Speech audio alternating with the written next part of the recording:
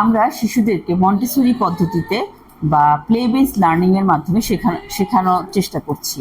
এবং বর্তমানে মন্টেসরি পদ্ধতিটা খুবই জনপ্রিয় একটা মেথড, মন্টেসরি মেথড। এই মেথডের মাধ্যমে শিশুরা খুব দ্রুত শিখতে পারে এবং খুব আনন্দ নিয়ে শিখতে পারে। তো শেখাকে আনন্দদায়ক করার জন্য অনেক ধরনের এখন শিক্ষা ইনস্ট্রুমেন্ট রয়েছে, যে ইনস্ট্রুমেন্টগুলোর মাধ্যমে আমরা বাচ্চাদেরকে তাদের অ্যাটেনশন আনতে পারি এবং কাজও করাতে পারি। আগের মতো বই খাতা নিয়ে না পড়িয়ে বিভিন্ন ইনস্ট্রুমেন্ট দিয়ে তাদেরকে খেলার মাধ্যমে, যেটাকে আমরা প্লে বেসড লার্নিং বলছি, সেই খেলাটা খেলানো যায়। যেমন এখন আমি আপনাদেরকে যে জিনিসটা দেখাবো, যে একটা টাওয়ার, কালারফুল একটা টাওয়ার, এবং টাওয়ারের মধ্যে যে ইয়েগুলো বসানো, এগুলো সব রাউন্ড শেপের এবং বিভিন্ন রঙের। টাওয়ারের ইয়েগুলো বিভিন্ন রঙের। এটা দিয়ে আমরা কি শেখাতে পারি বাচ্চাটাকে? সর্বপ্রথম আমরা শেখাতে পারি, যেমন এটা সবগুলো বের করে দিলাম, এই ইয়েগুলো একটা একটা করে বের করে দিলাম। বের করে দেওয়ার পরে দেখবো যে সে প্রত্যেকটাকে আবার জায়গা মতো রাখতে পারছে কিনা। প্রতিটা বের করা যায়, এখান থেকে একটা কাঠির মাধ্যমে মধ্যে এটা গেঁথে দেওয়া হয়েছে। এটা প্রতিটা বের করে দেওয়া যাবে।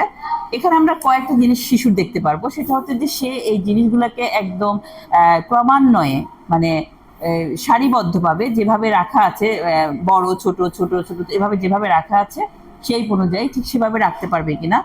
এটা প্রথমে দেখবো। অনেক সময় দেখা যায় বাচ্চারা বড়টা দিয়ে তারপর ছোটটা দিয়ে দিচ্ছে, তার মানে তার আইকিউ তার ওই বয়সের না, মানে সেটা পারবে না।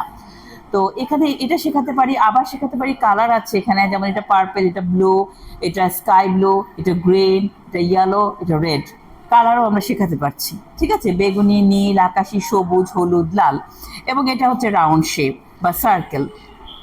এছাড়াও শেপেরও কিছু আছে। তার মানে একটা টাওয়ার দিয়ে আমরা তাদের আইকিউ দেখতে পাচ্ছি, যে সে এগুলোকে, রাউন্ড সার্কেলগুলোকে ঠিক মতো শেপ অনুযায়ী, মানে অনুযায়ী বসাতে পারছে, সাইজ অনুযায়ী বসাতে পারছে কিনা। তারপর এগুলোর কালারগুলো তাদেরকে দিয়ে শেখাতে পারছি এবং শেপও শেখাতে পারছি।